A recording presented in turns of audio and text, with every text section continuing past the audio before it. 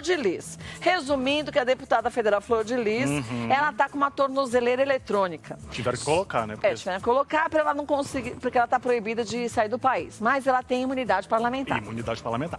Aí estamos nós assistindo televisão. Sim. E aí a gente vê Flor de Lis no culto. No culto.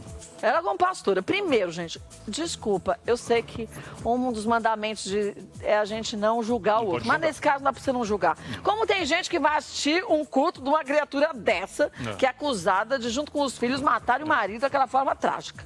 Porque tem o mandamento no julgar, mas também tem um que não pode matar, né? Mas ela disse que nesse caso... Era outra coisa. Ela era disse que era outra coisa. Enfim. Então, o culto, ela estava fazendo. Tava lá, ainda tirou lá. Tem um momento que ela tirou lá. Ó, a imagem do culto. Mostrando a tornozeleira. Com orgulho da tornozeleira. Filma aqui, ó. E aí? Tudo bem que não tem ninguém lá no culto, Não, né? acho que ninguém teve coragem. Eu acho ela um pouquinho desafinada, mas ela tá maluca. Não, ela é desafinada também. Tem um pessoalzinho da direita lá que tem uma galerinha.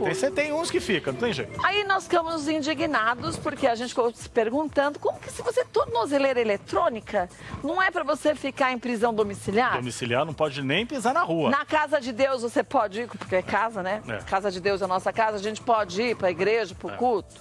No caso dela, Cátia, você sabe que a tornozeleira foi porque a polícia e o Ministério Público ficaram em cima ali para que ela não fuja, né? Não que a gente não saia do saia do país, que ela não pode nesse momento. Então é para monitorar ela. É para monitorar 24 horas. 24 horas. E aí a orientação é que ela tenha atividades diurnas e que à noite ela esteja em casa. Então quer dizer que ela tem a tornozeleira eletrônica, mas ela pode andar pro Amapá, pro Acre, dar um pulinho ali, pro Rio Grande do Sul, passear em Gramado? Voltando para dormir em casa? Pode. Tem um pouco disso. Então, gente, aí eu vou dizer uma coisa. Eu não sei, é essa a opinião que eu queria saber de vocês de casa. E a sua também, Alex. Se você é acusada, porque ela não foi julgada, a gente pode dizer que ela matou. Se você é acusada de você ter, primeiro, envolvido seus filhos a envenenarem o marido aos poucos, o pai deles, né? Aos poucos, pra... Até tem umas conversas. É os filhos de sangue e os não de sangue, né? Os adotados, mas os filhos. Aí, ela, segundo o que dizem, naquele fatídico dia que ele tomou, foram 11 tiros? Não sei quantos na genitália? Sim, muitos tiros, muitos tiros. Se ela está envolvida nisso tudo, de boa. Essa criatura merecia ter imunidade parlamentar? Não é hora da gente simplesmente acabar com essa palhaçada de uma imunidade parlamentar? Porque, assim, em casos, no meu ponto de vista singelo, de crimes absurdamente terríveis como esse... Devia cair qualquer coisa, ou né? colarinho branco, ou camarada que foi pra política e ficou meio que comprovado que é ladrão, ele não pode ter imunidade parlamentar.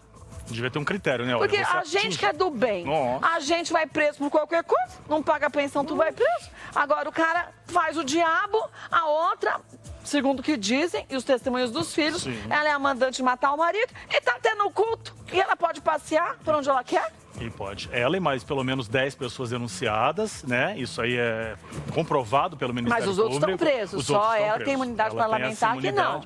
E aí, Cátia, o que muita gente está falando nas redes sociais é o tom que ela usa também ali no culto, do tipo, ai, filma aqui. Ela tá orgulhosa pra mostrar a tornozeleira eletrônica. É um pouco de deboche pra autoridade, não é? Não, pra gente. É pra todos nós. A autoridade libera ela de fazer isso, por isso que tem lei. É difícil. Essa é a polêmica. As pessoas querem entender essa postura. Por que isso? E aí, por que não se resolve? Porque o partido já tirou ela do partido. Né? Ela já não tá. Mas ela é deputada. O cargo ainda. é dela, não é do partido. Quanto que dá? 600? 600 reais por mês ela ficar aí com essa tornozeleira. O custo? É o custo. No mínimo devia pagar, né? Não, então quem nós paga pagamos. é a gente de novo. É a gente que tá pagando.